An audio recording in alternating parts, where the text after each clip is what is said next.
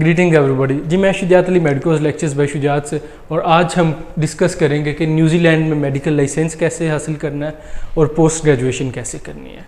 सो मैं आपको इसकी रिक्वायरमेंट, इसकी एलिजिबिलिटी, इसकी रजिस्ट्रेशन प्रोसेस, इसके टेस्ट की मुकम्मल डिटेल जिसके थ्रू आप अप्लाई कर सके तमाम बताऊँगा। सो मेरे साथ जुड़े रहिएगा, ये बहुत इंपॉर्टेंट वीडियो है आप सबके लिए।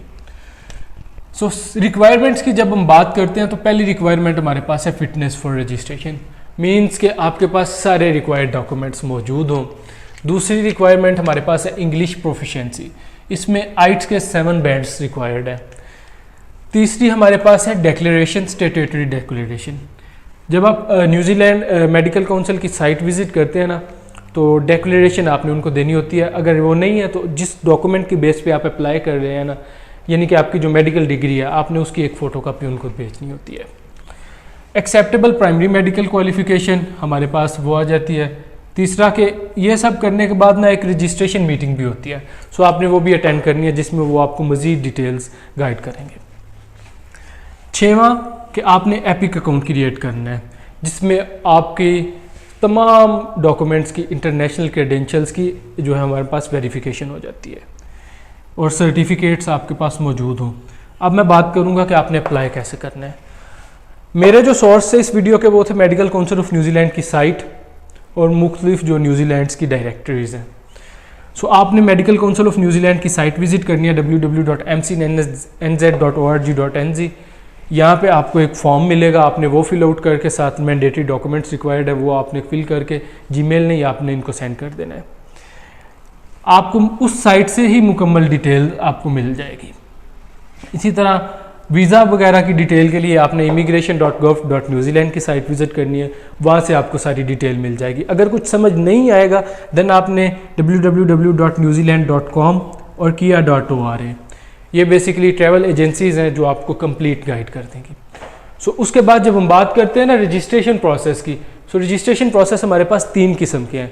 एक जिसमें पोस्ट ग्रेजुएशन आ जाती है, उसको हम वोकेशनल कहते हैं। एक स्पेशल है जिसमें हम रिसर्च बेस पे अप्लाई करते हैं, और एक हमारे पास जनरल रजिस्ट्रेशन प्रोसेस है। जनरल रजिस्ट्रेशन प्रोसेस की बात करें ना, तो इसमें हमारे पास कि आप एक ट्रेनी डॉक्टर हैं, आपने MBBS किया हो या UK से, आयरलैंड से या न्यूजीलैंड से, सो आपको टेस्ट देने की ज़रूरत नहीं है। हाँ, दूसरे कंट्रीज़ हैं उनके टेस्ट देने की ज़रूरत होती है, जो न्यूजीलैंड का टेस्ट है।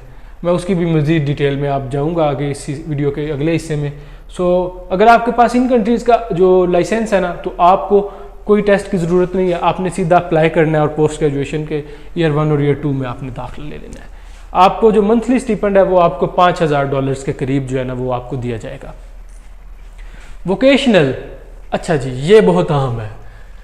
अगर आपने ऑलरेडी पोस्ट ग्रेजुएशन की हुई है ना, तो परमानेंट लाइसेंस लेने के लिए आपको एक एग्ज़ाम देना पड़ेगा, या उसके अलावा आपको अथॉरिटी लेटर शो करना पड़ेगा जो मिनिस्ट्री ऑफ न्यूजीलैंड, जो हेल्थ मिनिस्ट्री है, उसकी तरफ से आपको आया हो। लेकिन इससे मुस्तस्ना कौन से लोग हैं? जिनको ऑलरेडी 3 साल से ज़्यादा हो गए हैं पोस्ट ग्रेजुएशन के बाद अपनी फील्ड में काम करते हुए, सो उनको कोई टेस्ट देने की ज़रूरत नहीं है, वो डायरेक्ट अप्लाई कर सकते हैं पोस्ट ग्रेजुएशन के लिए। सो इसको हम कहते हैं वोकेशनल बेस्ड रजिस्ट्रेशन। एक होती है स्पेशल बेस्ड रजिस्ट्रेशन, जिसमें हम एक रिसर्च या फेलोशिप के लिए अप्लाई करते हैं। इसका क्या मतलब होता है कि एक 15 कंट्रीज़ की लिस्ट है, जिसके आपके पास उन कंट्रीज़ का अगर लाइसेंस है ना, सो आप 3 से 4 साल, इवन मैक्सिमम आपके पास 2 से 3 साल का एक्सपीरियंस भी है, तो आप इधर फेलोशिप के लिए अप्लाई कर सकते हैं। सो उसमें भी आपको स्टिपेंड वगैरह सारा कुछ जो है ना ये अवेलेबल करते हैं, और आप न्यूजीलैंड में भी एक्सपीरियंस अपना मेडिकल एक्सपोजर कर सकते हैं जी। एग्ज़ाम की बात करें ना, तो उसका नाम है हमारे पास NZREX, जिसका मतलब है न्यूजीलैंड रजिस्ट्रेशन एग्ज़ाम। सो इसकी हमारे पास जो एप्लीकेशन फ़ी है ना, वो हमारे पास लगभग होती है $500 न्यूजीलैंड, और एग्ज़ाम फ़ी वो $3500 न्यूजीलैंड के करीब होती है। और ये टेस्ट अगर आपने एक बार पास कर लिया तो ये 5 साल के लिए वैलिड होता है। और इसकी कंपोजिशन क्या होती है? OSCE होती है हमारे पास, clinical objective structural clinical exam, जिसके 16 स्टेशंस होते हैं। History taking, reasoning, communication with patient, वो आप सब आपने वो करनी होती है। और आप ये एग्ज़ाम उसी वक्त दे सकते हैं। मैं बार बार फोकस इस बात पे कर रहा था कि अगर आपका प्लैब, AMC या आयरिश मेडिकल काउंसिल का एग्ज़ाम या USMLE का एग्ज़ाम या इंटरनेशनल एग्ज़ाम जो हमारे पास ये 5, 6, 7 एग्ज़ाम्स हैं, ये आपने पास, इनमें से एक भी आपने पास किया हुआ है तो आपके लिए न्यूजीलैंड के दरवाजे इस टेस्ट के थ्रू ओपन हो जाते हैं इजीली। 60% इसका पासिंग क्राइटेरिया है। और इंटरनेशनल मेडिकल ग्रेजुएट्स जो है ना, उनको बाईपास करना पड़ता है। मींस कि उनको किसी ना किसी कंट्री जैसे प्लैब है या जो यूरोपियन कंट्रीज़ हैं, उनका लाइसेंस वगैरह या उनसे टेस्ट पास करके या न्यूजीलैंड का टेस्ट पास करके ही जो है ना पोस्ट ग्रेजुएशन के लिए अप्लाई करना पड़ता है। डायरेक्टली वो नहीं अप्लाई कर सकते।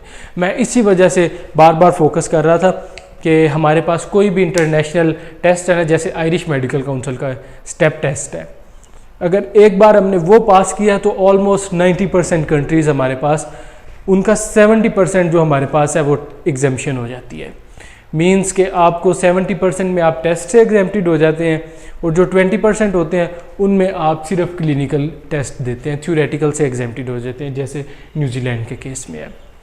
सो गाइज, ये मेरी आपकी आज से बेसिक डिस्कशन थी। मेडिकल लाइसेंस न्यूजीलैंड में कैसे हासिल करना है, वो पोस्ट ग्रेजुएशन कैसे करनी है, कौन से पाथवेज ज़्यादा सूटेबल हैं आप सब के लिए।